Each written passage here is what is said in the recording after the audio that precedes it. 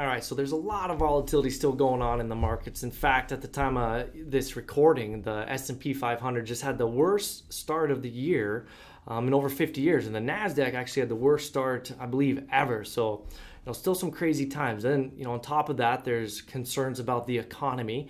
Lots of conversations around recession. Are we in one this year, or when is it coming, and what does that mean for personal investors? Talks about interest rates, housing markets, supply chain, you name it. There's wars, can't forget that one. Lots of headwinds going on. So, my job is always just trying to talk about these things and get away from the headlines. I mean, we all pick up our phones here and you see a bunch of negative headlines all the time. So, let's really dig underneath those headlines, look at some data, and try to see what's really going on to get a clearer picture of things.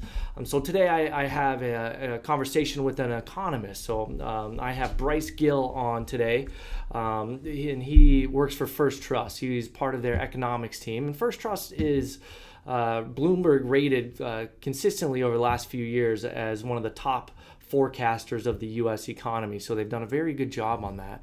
Bryce is responsible for analyzing economic indicators. He writes economic blogs and outputs for them. Then he does a lot of speaking nationally on that stuff as well. So he's a great resource. He holds an MBA from the Texas School, McComb School of Business, and a BA in economics from Miami University. So a great background in this field.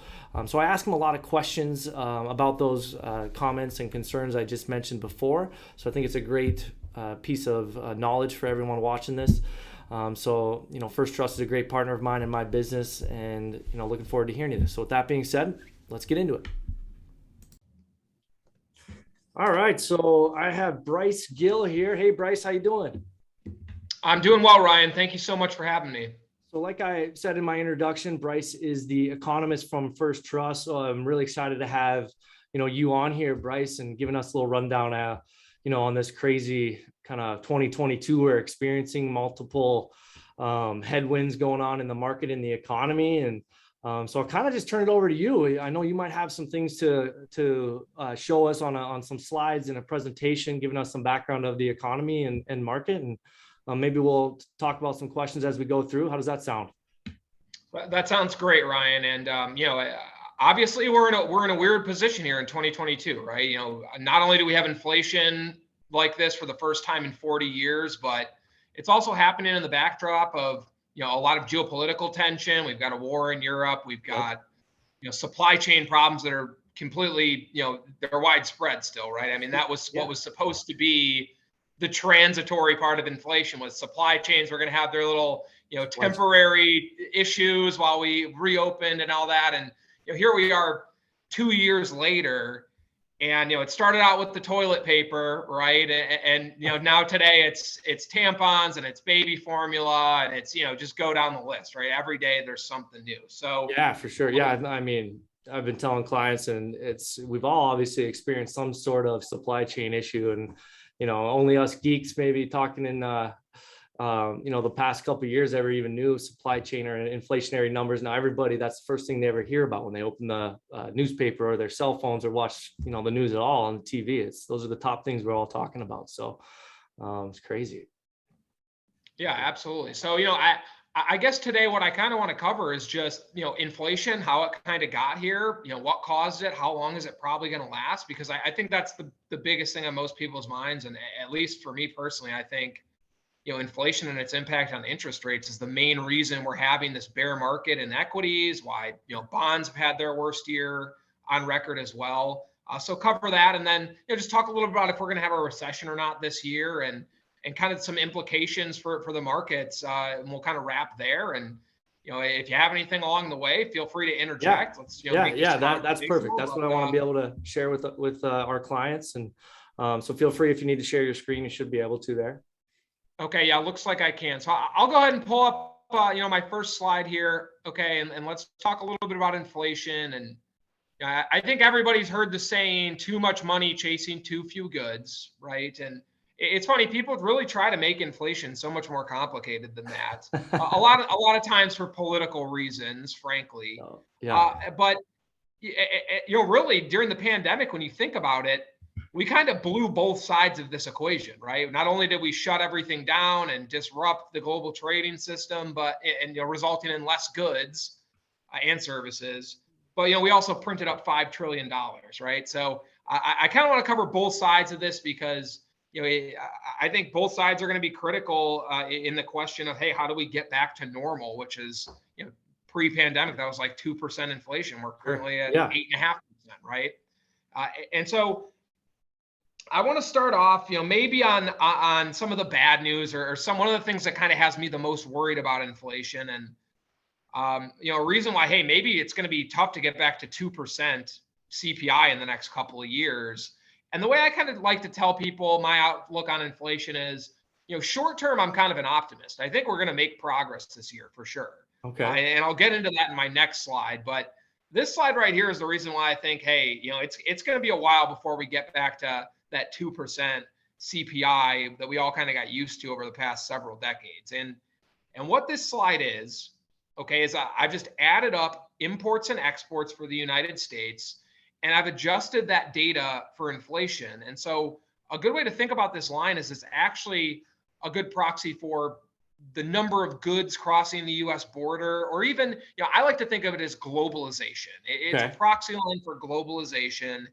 And, this goes back to 1960, but really since the end of World War II, globalization has been on the upswing. If there has been a long-term trend that's been going on, it's been globalization, right? More and more trade, lower and lower tariffs, more and more goods crossing borders.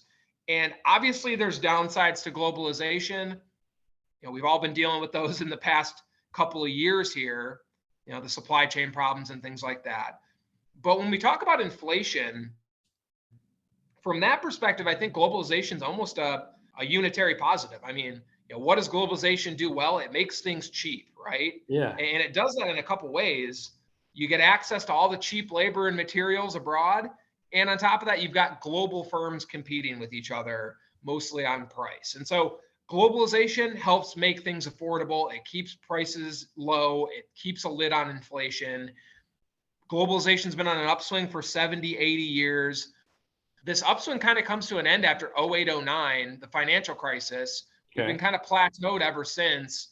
And recently, just all the craziness that's been going on the past few years has me worried that, we could really see a decline in globalization in the future here. I mean, that would not be outside the realm of possibility at all. And, those factors for me, kind of what I'm thinking is, first, it's Donald Trump gets elected. He changes the consensus towards free trade in Washington, D.C. The United States has been the biggest champion of lower tariffs and more free trade deals and more globalization for, a very long time. And so we kind of did a 180. It's not just a Donald Trump thing, right? Joe Biden's in office now. All those tariffs are still in place. The trade war with China is still ongoing. We don't really talk about it, right? Because we had better things to think about. But that's good. That's a good point. That is still going on. That was huge news 2 years ago, a year and a half ago. Yep, exactly right. Yeah, we were tracking on like a monthly basis, right? If China was buying enough agricultural goods or something like that. Yeah. Now we don't even think about it anymore.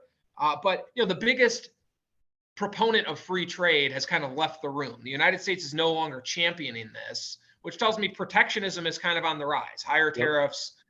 This can all be an impediment to more and more trade. Obviously, then we get the COVID pandemic. Outside of a world war, it's hard to think of really another event in history that's had such a major impact on how businesses think about their supply chains. Right, the status quo has been make it abroad for cheaper, boost your profit margins, make things affordable for consumers. That's what we've done for decades and decades, right? And obviously that system works pretty well if you can reliably load a ship on one side of the planet and offload it on the other side of the planet on time in the just-in-time inventory system that's very efficient.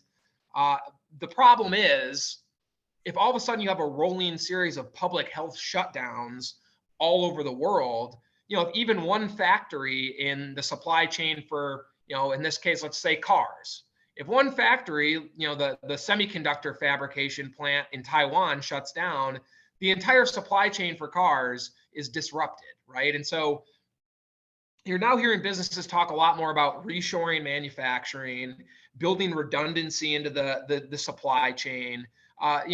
Basically we got caught with our pants down during this pandemic, and businesses are trying to find a way to rebuild Yeah, they've been things in a more scrambling. resilient way.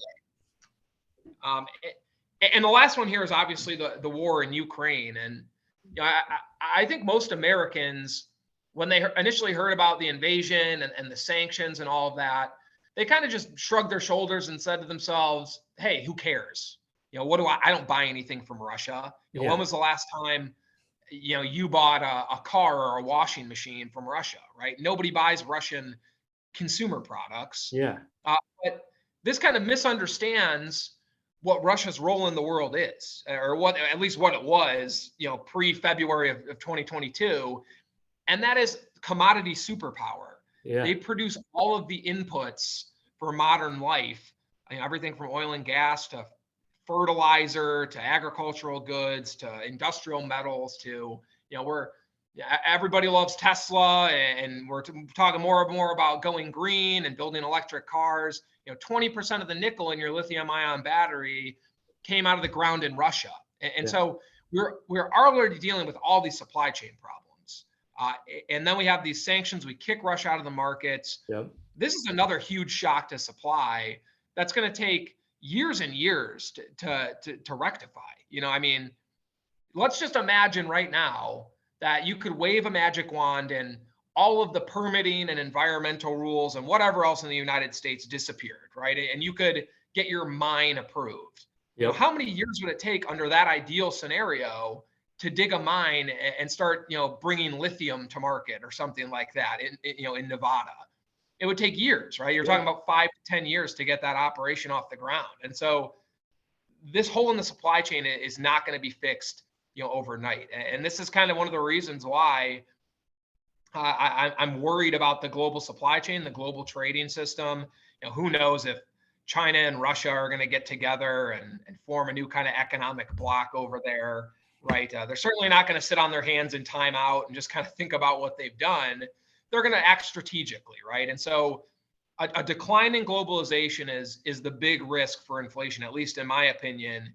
It's going to take years to solve. And so getting back to 2% CPI with all these supply problems, the too few goods problem, which is going to be ongoing, is going to be a big challenge. And it's one of the reasons why, hey, inflation is probably going to stay higher than we all want it to for a while. Oh, that's a good recap. And I guess, I'm always trying to relate it for my clients and the everyday person. And a lot of inflation is always being talked about maybe being controlled by the Fed. And what you're saying is, and tell me if I'm wrong, that just can't just be the Fed. There's a lot of other factors going on. And what you're saying here is that the supply chain, the old supply and demand drives inflation, and the supply side of this is going to be impacted for some time, right? Is that what I'm hearing from you? Yeah, that's totally right. We always talk about the Fed kind of coming to the rescue with inflation, and all that they can control is the demand side of supply and demand.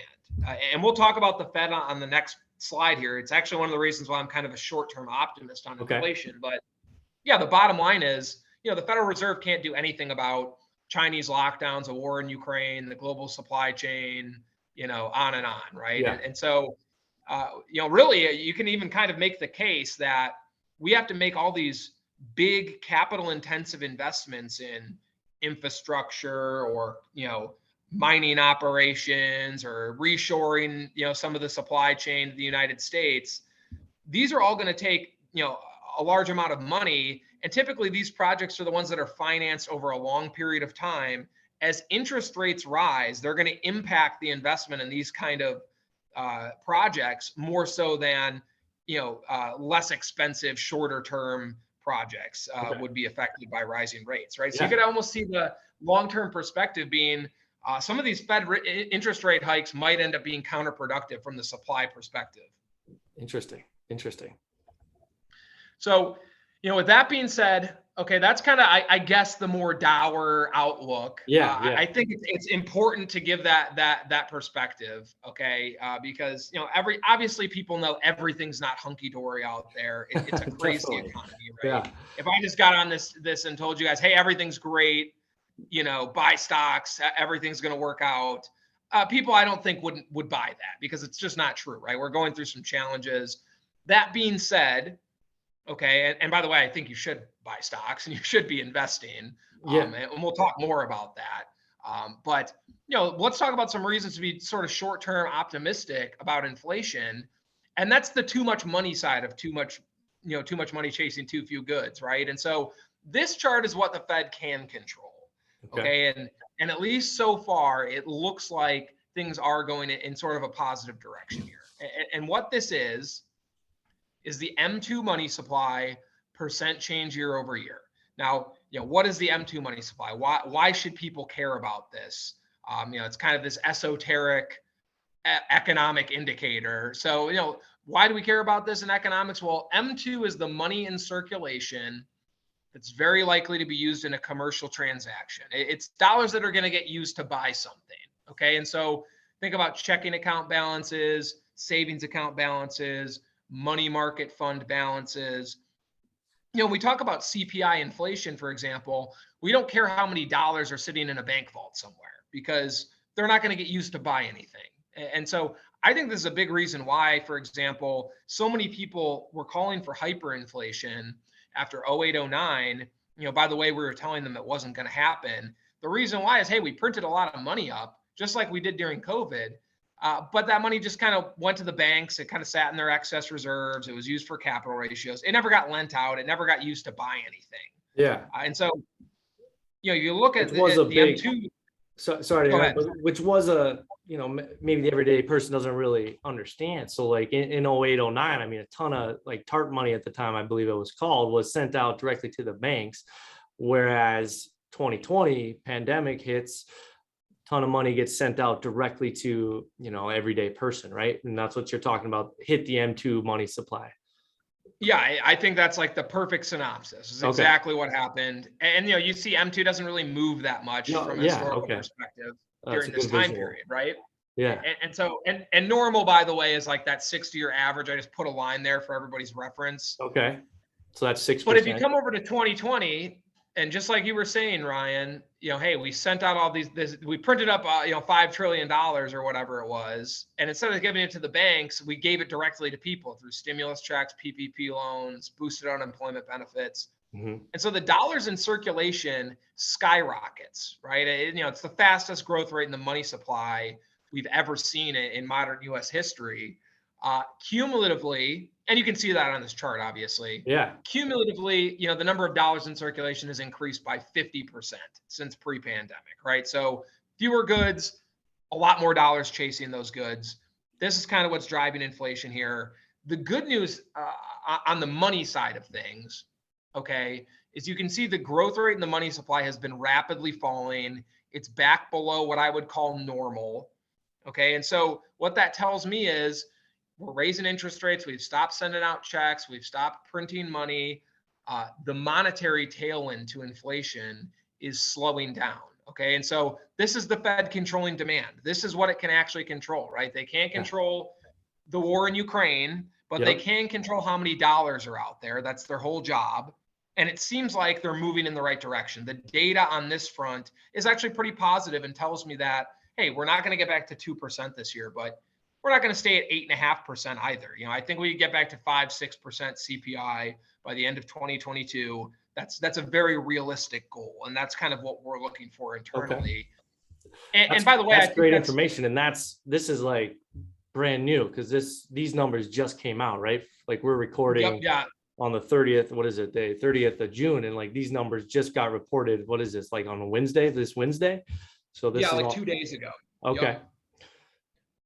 Yeah, and so, why does this matter? Why does progress on, we don't have to get back to 2%. If you're kind of looking for, hey, what's something that will get the market to have a durable rebound? Yeah. We've kind of had a couple rallies, but then we end up just sinking back down again. We're stuck below 4,000 on the S&P 500. I think a big part of this is we just need to see some progress on inflation. We got a bad CPI report last month. There's kind of this narrative going around that, hey, we're at peak CPI, it's going to start falling, and one bad report happens, that narrative falls apart, and interest rates surge by like 50 basis points, which is a lot in like 3 days. And so this caused the market to take another leg down. What we need to see is 3-4 months of consistent slowdown in inflation. We just need to see some progress out there. And what that does is it takes a lot of pressure off of the Fed and kind of expectations of how many rate hikes they're going to do. And when that happens, long-term interest rates fall. And so, I think the 10-year is back to like 3%, back to where it was before that bad CPI report came out. But the problem is, hey, interest rates bouncing around like this is causing massive amounts of volatility in the market, right? And so until we see inflation get under control, I think we're kind of stuck below the former all-time high. We're just going to be trading around in a range below it. To really get a durable new kind of bull market or recovery here, we need to see inflation get under control, or just at least some progress towards that. And I think we will see that by the end of this year. Okay, that's great information. And so, like, Bryce, maybe I'm jumping ahead a little bit, but I get a lot of questions on this inflation, obviously, and this is great news to hear about. Hopefully making some progress moving forward. But what is your view on like stagflation and anything in regards to that? Like, those kind of go hand in hand with the big reports and the CPI coming out last month, and then there's all this talk of Q1 being negative GDP. What are your kind of views there? Yeah, so stagflation, really what this word came from is there was this idea back in the day of the Phillips curve, okay? And this all comes from Keynesian economics. And the idea was, you can either have high unemployment or you can have high inflation. The idea being basically, hey, when people are employed and they're earning money and they've got money to spend, that's where inflation comes from. And so if a bunch of people are unemployed, then you're not going to have inflation, right? And so there's kind of a trade-off between the two. This was kind of the traditional idea. And so Keynesian economics was very dominant after World War II. Everybody kind of was buying into this until we got to the 1970s. And all of a sudden you've got rising unemployment. And at the same time, you've got high inflation as well. Okay. And then there's recessions thrown in there as well. And overall, the economy did expand during the 1970s, but in fits and starts. And so stagflation was, basically a term that came out of the monetarists, Milton Friedman, kind of the other camp that was disagreeing with the Keynesians at a base level, and basically pointed out and said, hey, listen, your whole theory has basically been disproven because we have both high unemployment and high inflation right now. And so when I look at the US economy today, okay, what I see is high inflation, but I also see extremely low unemployment, right? And so it's not the traditional version of stagflation that we're seeing today. It really is more of a boomflation problem, right? We flip the economy, it's like light switch back on. Yeah. Everybody's getting back to normal. They want to travel. They want to spend money.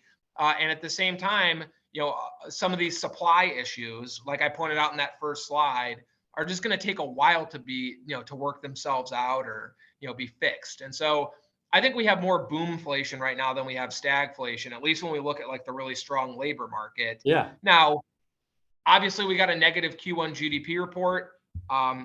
We just got data this morning that caused the Atlanta Fed to revise its Q2 estimate into the negative as well. So, there are a lot of people that are worried about a technical recession happening in 2022. Now, I'll say I don't think there's going to be one that happens. I'll kind of save the recession, my argument for that, for like a couple slides from now when we get into the details on GDP. Yeah. But bottom line is I don't see this as stagflation, at least not yet. If we start seeing unemployment rise and things like that, that's where I'd get more worried. Okay. No, that's great input. Thank you. Yeah. And so, let's talk about there's obviously negatives for inflation, right? Or negatives from the money printing and things like that. And that's the inflation that we've been talking about. Everybody hates inflation.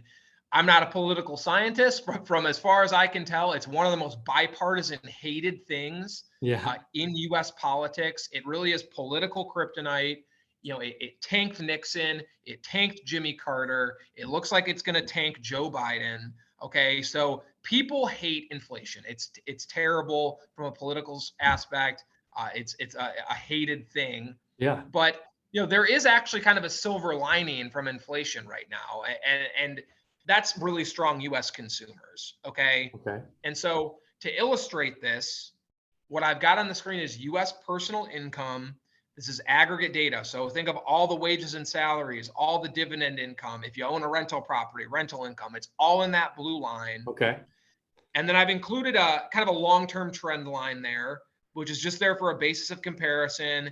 Basically, let's assume there's never a recession or a pandemic or whatever, which isn't realistic, but it's just there again to compare to. Sure. And so if you look at 08, 09, you see what happens in pretty much every recession, which is, hey, millions of people become unemployed. They're no longer earning income, right? And when people don't have income, they do less consumer spending. Businesses don't invest because there's not demand. It's the classic downward spiral that we call a recession. Yeah, that's what everybody thinks of. What a recession looks like in U.S. history.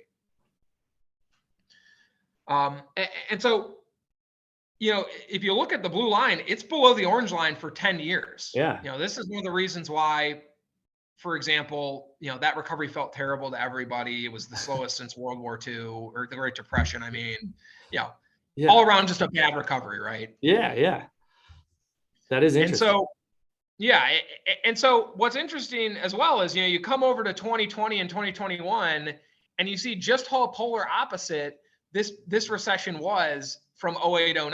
And by the way, we had 3 times the job losses during the pandemic that we had in 08, 09. 24 million people versus 8.5 million. Okay. Dang. And despite that, personal income in the United States never fell during this pandemic. It surged multiple times. And you can see the individual spikes there. Those are all the big stimulus programs from the federal government. Collectively, we spent $5 trillion. It's about, by the way, what we spent on all of World War II in inflation adjusted terms, right? So that's a lot of dollars out there. And we already covered the money side of it. But, most people, including me, I thought, hey, these stimulus checks stopped going out the door. And, that's basically the end of, the big boom in consumer spending. Retail sales are going to fall, corporate earnings are going to fall. And that just ended up being wrong. And the reason why is the Fed stopped sending out checks, but the economy, started opening up, right? States starting with like Florida started to reopen early. Wages in the private sector started rising and kind of displacing the lost stimulus money from the federal government. And so here we are. This data, by the way, is through April of this year. So about 7-8 months since the last stimulus check went out the door.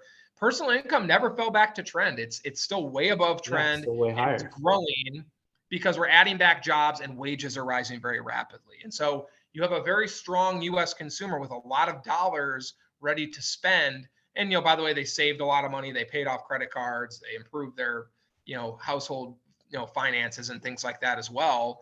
And so, I'm not saying this guarantees anything, right? I mean, it's a weird time with the recession, talk and reopening and supply chain problems. But, at least from a demand perspective, people have the dollars. It's all about, is there a product for them to buy or not, right? And so that's I think supply chain problems are really a bigger issue for consumer spending, actually having things on the shelf to purchase more so than, people not having the dollars to buy what they want. So this is a totally different problem than what we had after 08, 09.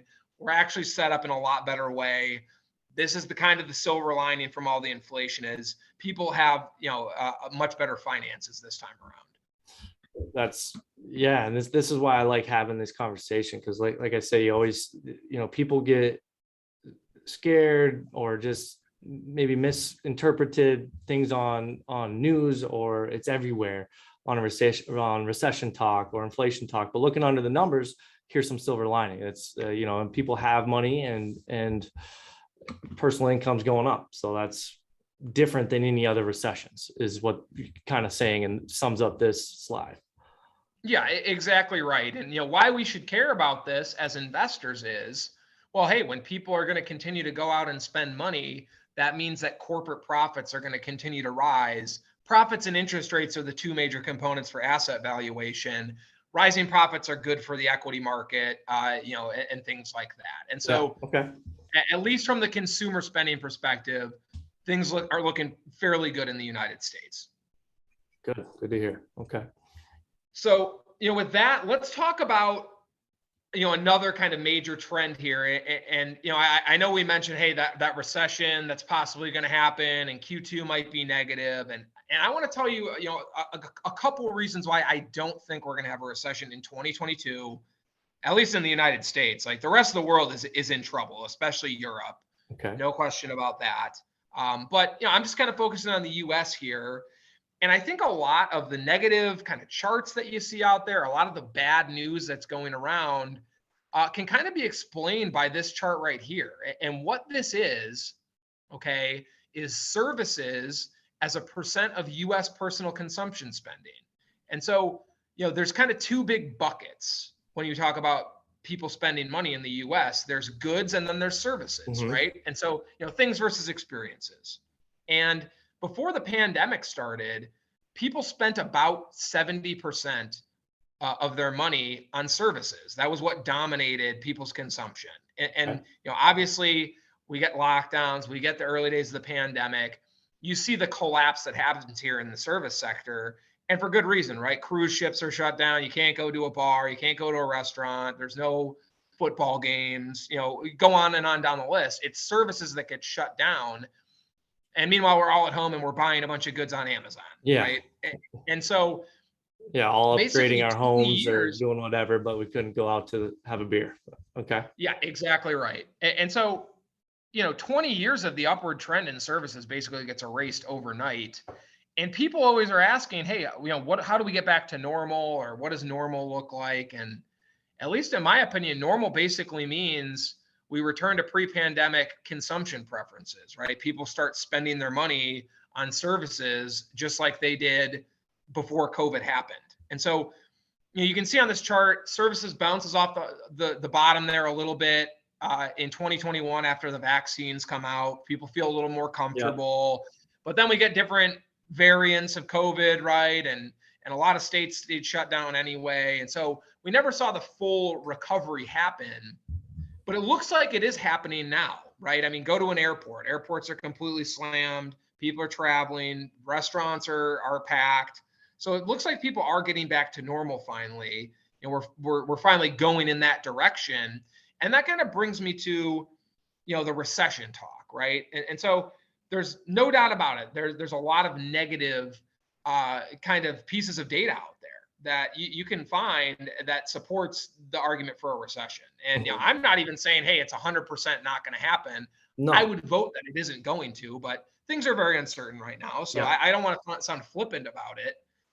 But a lot of times when you look at those charts and the data that they come from, a lot of it has to do with the goods sector. Okay. And so a great example is the stock market freaked out a few weeks ago when we got Target and Walmart's earnings. Yeah. People are not going to the retailers and buying goods as much anymore, right? And so my personal opinion is, hey, we probably are having a recession. It's just only in the goods sector. Okay. And so it's important to keep in mind that services are about 2.5 times the size as goods in the US consumption spending data. And so you can have goods go into recession and still have the overall economy grow as long as services are growing. I think that's probably what's happening here. And, if we want to get even more wonky with it and kind of down in the weeds, which I think is actually kind of useful to do in this case, typically I wouldn't do it. When we look at that Q1 GDP report that was negative, okay, personal consumption spending, business investment, home building, all these kind of major categories were all quite strong in Q1. What actually brought us into the negative was net exports. Okay, there's a category called net exports. And the reason why that was a huge negative was, it's gross domestic product. Yeah. We can't count things that are from outside of the country in that number. In Q1, we were buying lots and lots of imports from abroad. You had strong US consumers. They were just buying things from China or wherever else that were showing up on all those ships that were backed up at the port of Los Angeles. Okay. And so you have to then subtract those imports out of the data. And so this causes a big negative in the data. It caused GDP to go negative in Q1. And so I give all that detail to say, okay, we import lots of goods in the United States, right? But what we don't import are accountants or bartenders or go down the list, right? Services are provided locally in the United States. And so to the extent that we're seeing a shift back towards services and away from goods, and by the way, we just got data on this morning, and it showed a big drop in goods spending and a big increase in services spending. So kind of confirmation of this theory, that should help deal with that net exports component that brought us negative in Q1. So if I'm kind of just repeating trying to understand what you're saying on this, and so sorry if I'm trying to repeat what you're saying, but this is good news. So, but if I'm hearing you right, then before pandemic, this chart is saying most people spent about 70% or just about 70% of their their dollars on services, and that completely changed during the pandemic, and it still is lagging, and it's still quite off the high. Is that what that's still showing? It's still off the high of the services, and that's going to save, hopefully, or kind of get back in line this whole recession or not recession talk. And is it fair to say that, in your guys' opinion, your opinion, that this whole recession there's different ways to kind of report a recession, or there's more indicators other than just gross domestic product, right? Or GDP. There's a lot of other things going on that you have to look at to really see the true health of the economy. Am I saying that right? I think that's a good synopsis for sure. And, also as investors, right, what you care about when it comes to recession, when that happens, why is that typically bad? What it typically means is profits go down because people stop spending money, right? In this case, we haven't seen any sign of that part of the recession occurring. It's been kind of these weird, adjustments for net exports or inventories that seem to be pulling down the data, not those core factors like consumer spending or business investment that are causing negative headwinds. And so, overall, this seems to be a recession that's less worrisome, even if we get it kind of from a technical sense for investors, because it doesn't seem like it's going to have as big of an impact on earnings as what like a traditional recession would have. Got it. At least not in 2022, right? I mean, who knows what's going to happen in the next couple of years, but this year I think we're going to be okay. Gotcha. Okay. Oh, that's good info. Yeah, absolutely. And so, guys, I feel like that kind of wraps up like the big picture here is, when we talk about the equity markets, right, and how we get a rebound, how do we get a new bull market here? It's all about profits and interest rates. And so far, profits look like they're holding up fine. Consumers are still spending money. They're shifting their spending towards services and away from goods, but overall spending is still going up. And at the same time, you've got signs that the inflation situation is going to improve in 2022. We're not going to get back to 2%. Longer term, we have inflationary problems probably for years, right? But we're going to make progress, and that's going to take a lot of the urgency off of the Federal Reserve to keep hiking interest rates until something breaks. And so, if rates don't keep surging like they've been surging, and it seems like, they probably won't, that means we've seen, most of the increase in rates that we're going to see, and we might even see rates start to moderate. Well, that means, hey, interest rates are going to be falling and profits are going to be rising. That's a good kind of basis for the market to bounce back. And so overall, I think the second half of this year is probably going to be better than the first half of the year. I think most of the scare in rates has already happened. And I think the economy is going to continue to grow at least through the end of 2022. That's a great insight, man. I really appreciate that. I know you're busy and a lot, so I really appreciate you coming on and kind of peeling back the onion, if you will, on really what's going on and all these big headlines. One quick question, just you've kind of hit on all the questions I think I had and that investors like my clients are asking. Last question, just kind of like in regards to the housing market, not like is it overpriced or anything, but with interest rates and then housing market, how is that going to affect the economy? Because it's kind of known that the housing sector, new homes, new home buyers are all kind of a good starter of the economy. Is that going to affect, the economy at all? Or how does that play into it with this? Yeah, so there's so much going on with the housing market, and it's one of my beats. Honestly, I write about housing like 3 times a month. So you actually got the right guy for the question, perfect. I guess. But there's a lot of different stuff going on there. On one hand, okay, we're in an inflationary environment. And so anytime that happens, what you see is a flight to real assets and away from financial assets. And so, for example, mortgage rates are at like 6% or whatever they're at today, right? But housing prices are still going up double-digit percentage rates. Most people would not have expected this to happen. I would have expected housing prices to slow down much more than what we've seen. And so what it tells me is, and there's data to say that this is true, we're seeing a lot of investor purchases, right? Investors are selling tech stocks, or they're kind of getting out of their financial assets and they're moving into things like real estate. That's a real asset. Right? It's called real estate.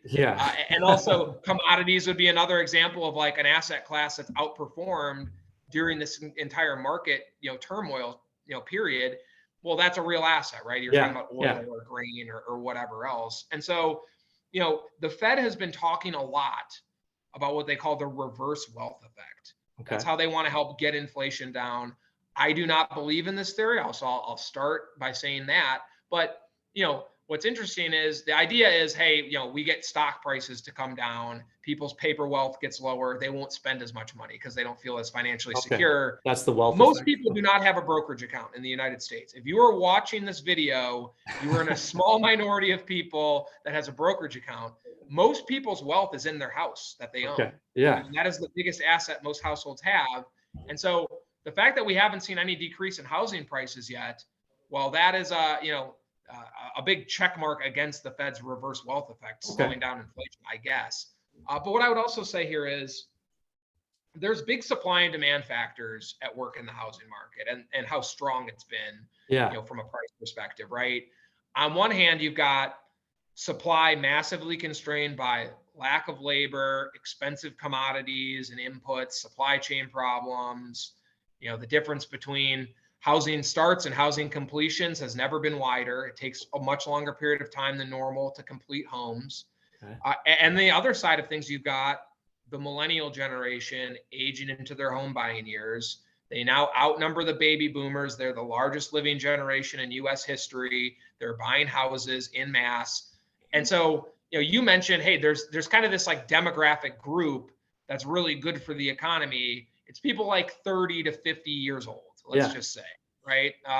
And that's because that's when you make all the biggest purchases in your life. Houses, cars, furniture, you name it. These are the strongest consumers.